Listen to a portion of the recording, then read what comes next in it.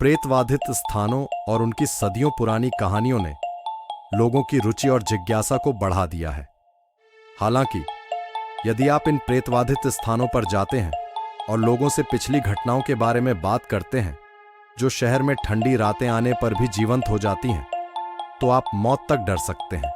राजस्थान का कुलधरा गांव न केवल भारत का बल्कि दुनिया के भी सबसे भूतिया गांवों में से एक है। 200 साल के बाद भी ये गांव आज तक फिर से बस नहीं पाया है।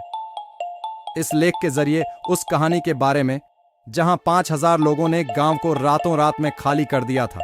भारत ही नहीं, अगर हम बात करें दुनिया की सबसे भूतिया जगह की, तो कुलधरा का नाम सबसे ऊपर आता है। राजस्थान के जैसलमेर से 14 किमी दूर मौजूद कुलधरा गांव, जो पिछले 200 सालों से वीरान पड़डीडा हुआ है, भूतिया जगहों में आता है। ऐसा माना जाता है कि इस गांव को साल 1300 में पालीवाल ब्राह्मण समाज ने सरस्वती नदी के किनारे इस गांव को बसाया था। किसी समय इस गांव में काफी चहल पहल रहा करती थी, लेकिन आज ऐसी स्थिति है कि यहां कोई इंसान भटकने से भी डरता है और 200 सालों से इस जगह पर फिर से बसावट नहीं हुई है। चलिए आपको इस गांव की कुछ दिलचस्प बातें बताते हैं। कुलधरा गांव मूल रूप से ब्राह्मणों द्वारा बसाया गया था, जो पाली क्षेत्र से जैसलमेर चले गए थे और कुलधरा गांव में बस गए थे। इस गांव की पुस्तकों और साहित्यिक वृत्तांतों में कहा जाता है कि पाली के एक ब्राह्मण कधान ने सबसे पहले इस जगह पर अपना घर बनाया था और साथ में एक तालाब भी खोदा था, जिसका नाम उसने उधनसर रखा था। लोकप्रिय मिथक के अनुसार 1800 के दशक में गांव मंत्री सलीम सिंह के अधीन एक जागीर या राज्य हुआ करता था, जो कर इकट्ठा करके लोगों के साथ विश्वासघात किया करता था। ग्रामीणों पर लगाया जाने वाले कर की वजह से यहां के लोग बेहद परेशान रहते थे।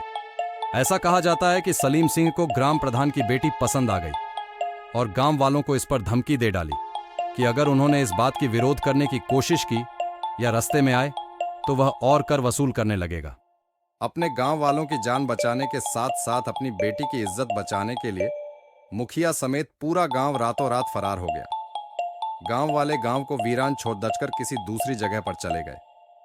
ऐसा कहा जाता है कि गांव वालों ने जाते समय गांव को यह श्राप दिया था कि यहां आने वाले दिनों में कोई नहीं रह पाएगा। कुलधरा गांव अब भारतीय पुरातत्व सर्वेक्षण द्वारा संरक्षित तरीके से रखा जाने वाला एक ऐतिहासिक स्थल है।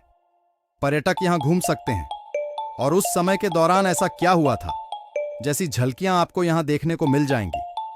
कुलधरा क्षेत्र एक विशाल क्षेत्र में फैला हुआ है, जिसमें लगभग 85 छोटी बस्तियां शामिल हैं।